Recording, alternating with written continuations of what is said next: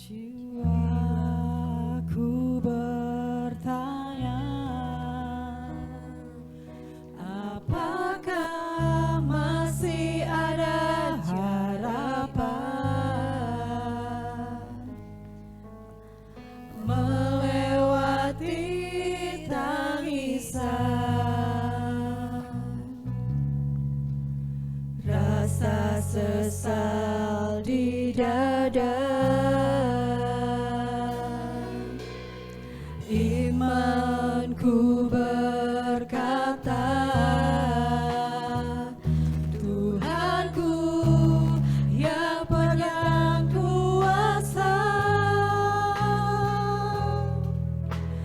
Dia selalu bekerja meski mataku tak melihat. Walaupun gunung itu tak berpindah, tetap percaya Kau yang punya kuasa. Sekalipun ku dalam lembah gelap, tak mengapa asal Kau di sampingku. Walaupun masalahku masih ada, tetap percaya rencana-Mu yang indah. Pribadi-Mu takkan pernah berubah. Iman yang aku pegang padamu, Tuhan yang setia.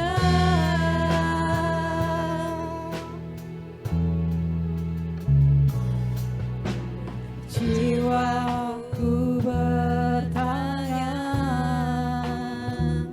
apakah masih ada harapan melewati tangisan, rasa sesat di dada. Imanku berkata, Tuhanku yang pegang kuasa, Dia selalu bekerja meski mataku tak melihat. Walaupun gunung itu tak berpindah, tetap percaya Kau yang punya kuasa. Sekalipun ku dalam lembah gelap, tak mengapa asal Kau di sampingku. Walaupun masalahku masih ada, tetap percaya rencana-Mu terindah. Pribadi-Mu takkan pernah berubah. Iman yang aku pegang padamu, Tuhan yang setia. Kita mau sama-sama bangkit berdiri, kita mau persiapkan hati kita untuk menerima firman Tuhan. Jiwaku bertanya,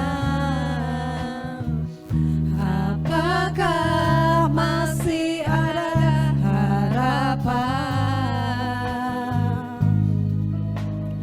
melewati tangisan, rasa sesat di dada. Imanku berkata, Tuhan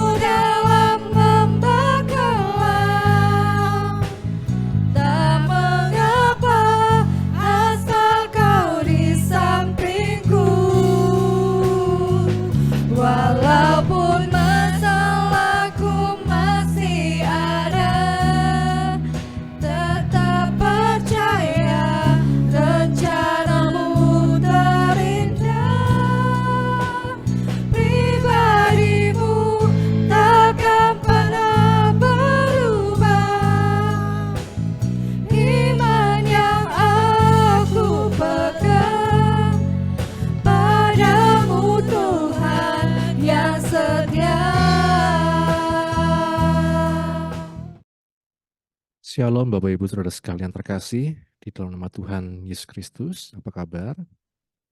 Puji nama Tuhan, di sore hari ini kita dapat kembali bersama akan mengikuti program belajar bareng Kitab Kejadian. Pelajaran Alkitab berseri bersama saya Pendeta Yesaya Siombing dari GPGH Wonosobo. Mari sebelum kita belajar membuka firman Tuhan, kita sama-sama berdoa. Bapa, kami bersyukur untuk kesempatan yang Kau beri kepada kami di sore hari ini, untuk kami belajar dari firman-Mu. Bukalah hati kami, pikiran kami, teduhkan hati kami ya Tuhan, dan kiranya Engkau yang menolong untuk kami dapat memahami firman-Mu, mengerti kebenaran-Mu, dan kuatkan kami untuk melakukan firman-Mu. Kami bersyukur, ini doa kami, di dalam nama Tuhan Yesus Kristus kami berdoa. Amin. Bapak Ibu Saudara sekalian, kita kembali akan melihat pelajaran yang telah kita pergumulkan selama ini. Saat ini kita sudah sampai di episode yang ke-57 yang saya berikan satu judul, Allah membuat aku tertawa. Ini adalah kata-kata yang disampaikan oleh Sarah ketika pada waktunya Tuhan menepati janji bahwa ia akan mempunyai keturunan, yaitu Ishak. Beberapa waktu yang lalu, di episode yang lalu kita belajar bagaimana Abraham mengulangi kesalahan yang sama, yaitu ketika dia mengakui Sarah bukan sebagai istrinya tapi sebagai saudaranya. Meskipun secara keturunan memang tidak salah karena memang ada ikatan saudara, tetapi bagaimana apa yang dilakukan Abraham di sini justru membuat suatu hal yang tidak baik bagi Abimelek, bagi orang-orang yang dipimpin Abimelek, dan bahkan bagi dia sendiri. Satu hal bahwa Tuhan membela orang yang telah dipilihnya. Ketika kita melihat ada sesuatu yang terjadi kepada Abraham dan Sarah, dan Tuhan melihat hal itu tidak baik, bagaimana kalau nanti Sarah diambil Abimelek sebagai istri, bagaimana janji Tuhan kemudian tidak akan tergenapi dan lain sebagainya. Kita melihat Tuhan campur tangan dan akhirnya terjadi bagaimana Tuhan menegur Abimelek lewat mimpi dan akhirnya Abimelek tersadar dan kemudian dia mengembalikan Sarah kepada Abraham. Abimelek pun seorang yang tulus sehingga Tuhan menghindarkan dia dari berbuat hal yang salah. Bapak Ibu, di satu sisi kita melihat kesalahan Abraham, di sisi lain kita melihat juga kesetiaan Sarah, di sisi lain kita melihat juga ketulusan dari seorang Abimelek. Dan satu hal bahwa ketika kita dipilih Tuhan, ada berkat maupun kutuk yang bisa menjadi dampak. Ketika orang memberkati, maka mereka akan diberkati, ya, seperti yang disampaikan Tuhan kepada Abraham. Tapi ketika orang mengutuk, maka mereka pun akan dikutuk, yaitu janji Tuhan. Maka ngeri-ngeri sedap ya kalau kita sebagai orang percaya, orang yang dipilih Tuhan, apa yang kita perkatakan, apa yang kita sampaikan itu bisa benar-benar terjadi, apa yang dibuat orang untuk kita, hal yang baik, itu akan berbalik kepada kebaikan, apa yang dibuat orang jahat juga akan menimpa orang tersebut. Maka kita perlu berhati-hati, jangan sampai sembarangan juga. Jangan kita merasa sombong sebagai orang yang dipilih Tuhan, tetapi justru kita semakin bertanggung jawab atas apa yang Tuhan sudah percayakan. Tuhan campur tangan kepada tiga orang ini, Abraham, Sarah, maupun Abimelek. Karena mereka adalah orang-orang juga yang tulus hati. Dalam segala kepolosan mereka, kita melihat Tuhan membela. Tangan Tuhan membela setiap anak-anaknya. Meskipun kita melihat Abraham berbuat hal yang kurang baik, ya, tidak baik bagaimana dia tidak mau mengakui Sarah sebagai istrinya, tapi Tuhan tetap membela. Satu hal dia juga membela Sarah. Karena dari Sarah lah kita melihat keturunan Abraham itu akan muncul. sampai nanti penggenapan janji Tuhan di dalam Yesus Kristus ketika dia lahir sebagai manusia berasal dari Sara, keturunan Sara.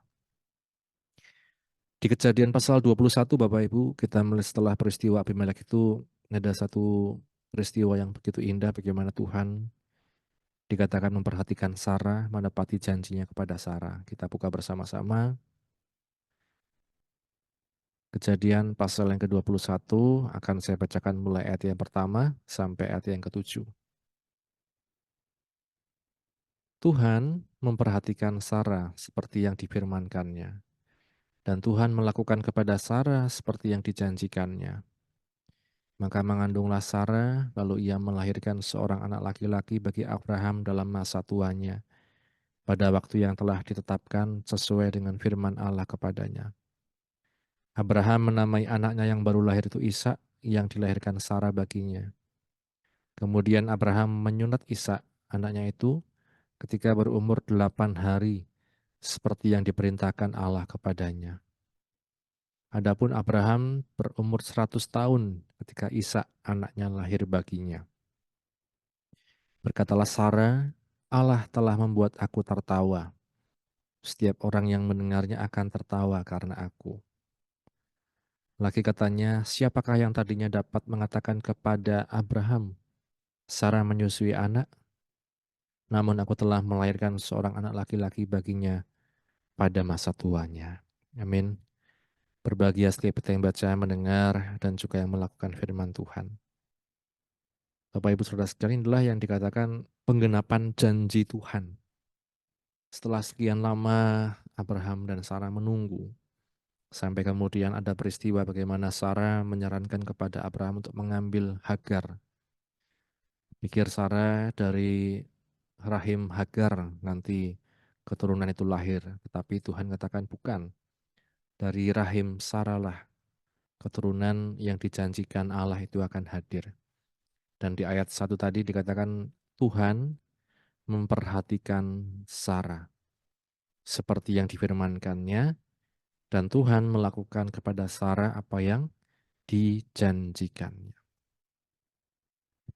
Apa yang menjadi firman Tuhan itu perlu kita pelajari Bapak Ibu Saudara sekalian. Jangan sampai kita menjadi orang percaya alergi dengan yang namanya membaca Alkitab, membaca firman Tuhan.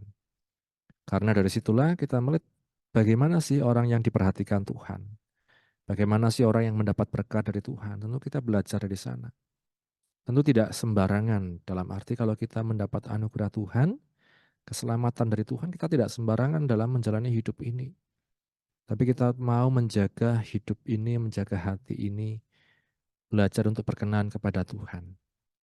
Dan ketika kita melakukan itu, secara otomatis kita melihat berkat Tuhan itu mengalir dalam hidup kita. Berkat yang tidak selalu sangat banyak, ya sangat luar biasa, tapi berkat dalam Tuhan itu cukup Bapak Ibu untuk setiap kehidupan kita. Tuhan memperhatikan Sarah, Tuhan melakukan kepada Sarah apa yang dijanjikan. Dari mana kita belajar janji Tuhan? Dari firman Tuhan. Dari apa yang disampaikan oleh hamba-hamba Tuhan lewat firman-Nya. Bahkan dari persekutuan pribadi kita dengan Tuhan, kita bisa mendapat satu kesan dalam hati kita, Tuhan sedang menjanjikan sesuatu yang perlu kita imani. Dan itu tidak bertentangan dengan firman Tuhan. Kalau kita mengimani hal yang bertentangan dengan firman Tuhan, tentu itu salah. Kalau kita mengimani sesuatu yang kita anggap, ya terserah saya sendiri, saya mau apa, itu salah. Tapi kita belajar untuk menyelaraskan hati kehendak kita dengan firman Tuhan. Apa yang terjadi? Di ayat yang kedua, maka mengandunglah Sarah, lalu ia melahirkan seorang anak laki-laki bagi Abraham dalam masa tuannya, pada waktu yang telah ditetapkan sesuai dengan firman Allah kepadanya. Amin. Sesuai dengan firman Allah kepadanya pada waktu yang telah ditetapkan. Kita tidak pernah tahu waktu yang ditetapkan Tuhan.